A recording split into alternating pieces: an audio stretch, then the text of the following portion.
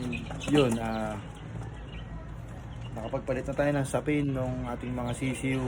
And then patuloy natin silang inoobserbahan ngayon kung merong matamlay sa kanila, para nang sa gayon mabigyan natin ng lunas agad. Ayan sila.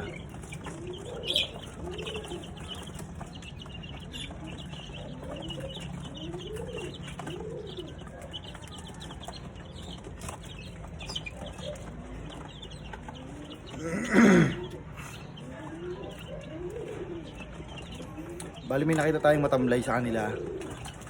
Merong isang matamlay, so ngayon dinispatch na natin siya kasi parang medyo lumaki yung mata niya, yung parang namaga ganun, tapos talagang matamlay siya. So ngayon kaysa makahawa pa siya, tinanggal na natin siya. And ang unang binigay nating prevention sa kanila is asin, kasi baka hindi sila nakakapag-digest ng maganda ng kinain nila.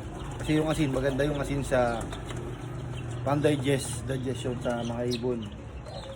So ngayon, in-apply ko din sa mga sisiw ko kasi subok ko naman sa mga ibon ko. Yun ang ginagamit ko, asin.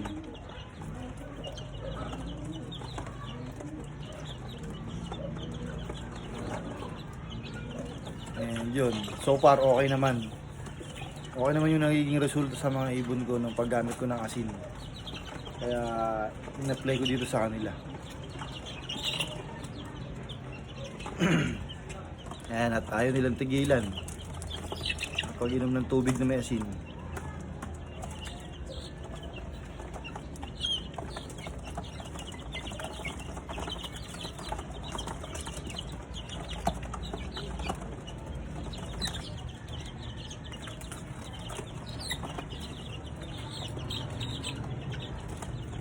And yun nga, every morning chine-check natin yung mga droppings nila kung maayos ba. Ayan, lalagyan na natin ng Rizal yan. And mga bagong drops na naman nila yan.